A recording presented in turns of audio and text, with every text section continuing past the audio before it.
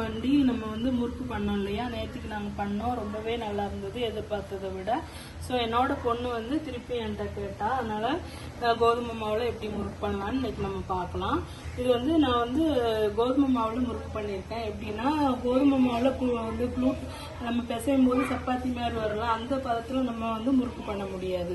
So அதுக்கு அந்த அந்த பசுப்பு தன்மை நீக்கணும்னா நம்ம வந்து நல்ல ஒரு காட்டன் துணியில வெறும் மாவு தண்ணி படாமல் வந்து என்ன செய்யணும்னா நம்ம ஸ்டீமில் வைக்கணும். வச்சுட்டு கீழே நம்ம இட்லி பாத்திரத்தில் வைப்போம்ல, அது மாதிரி கீழே வந்து இட்லி தண்ணி ஊற்றி மேலே வந்து நம்ம நல்ல ஒரு துணி போட்டு கொஞ்ச நேரத்துக்கு வேக வைக்கணும். அப்போ அது ஒரு மனமே வரும் நமக்கு.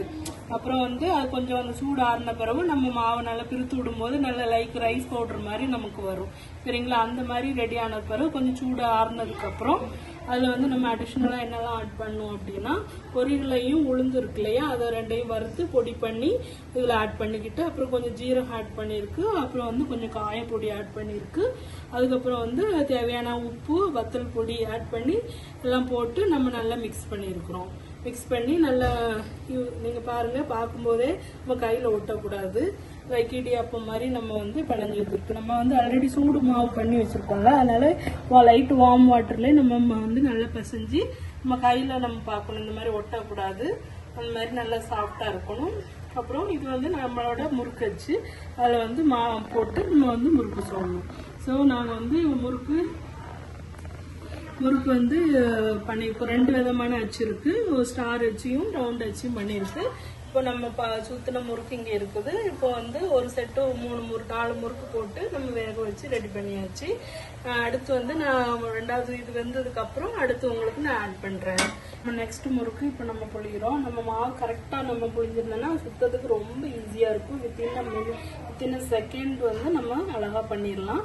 நமக்கு தேவையான சைஸ் பெரிய முறுக்கா வேணால் பெரிய யூஸாகவும் பண்ணிக்கலாம், சின்னது வேணாலும் பண்ணலாம். என்னோட இரும்பு சட்டி பாத்திரம் கொஞ்சம் சின்னது, அதனால நான் சின்ன சைஸ் முறுக்கு பண்ணுறேன்.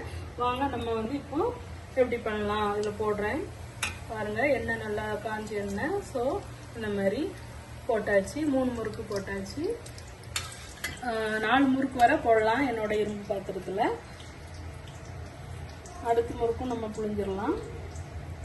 ஸோ நம்ம சைஸ் வந்து நம்மளோட சைஸ் பொறுத்து தான். நம்ம பெரிய சைஸ் வேணால் பெருசாக, நம்ம கடையில் பார்க்குறோம்னா சில முறுக்கு ரொம்ப பெருசாக இருக்கும், சின்னதாக இருக்கும். ஸோ நம்ம சைஸுக்கு தகுந்த மாதிரி இருக்கலாம். என்னோட பாத்திரம் சின்னதுனால நான் சின்ன சைஸில் நான் வந்து முறுக்கு போடுறேன். முறுக்கு நல்லா இருக்குது. இப்போ முறுக்கு நமக்கு எப்படி நல்லா வெந்துட்டுன்னு தெரியும்னா, இந்த முறை வருது இல்லையா, அந்த முறையெல்லாம் கொஞ்சம் வந்து குறைஞ்ச உடனே நமக்கு தெரிஞ்சிடும் இந்த முறுக்கு வந்து நல்லபடியாக வெந்திருக்கு அப்படின்ட்டு. இங்கே பாருங்கள், நம்ம முறுக்கு வந்து நல்லா டீப்பாக வந்து நல்லா ஃப்ரை பண்ணி எடுத்துருக்கு. ரொம்பவே நல்லா இருக்குது, ரொம்ப க்ரன்ச்சியாக இருக்குது. சாப்பிட்றதுக்கு ரொம்ப அரிசி முறுக்கை விட இது ரொம்ப டேஸ்ட்டாக இருக்குது. அதனால நீங்களும் ட்ரை பண்ணுங்கள், கண்டிப்பாக உங்களுக்கு பிடிக்கும்னு நினைக்கிறேன். ரெசிபி வேணுன்னா என்கிட்ட வந்து கேளுங்க, கண்டிப்பாக நான் உங்களுக்கு சொல்கிறேன். தேங்க்யூ ஃபார் வாட்சிங்.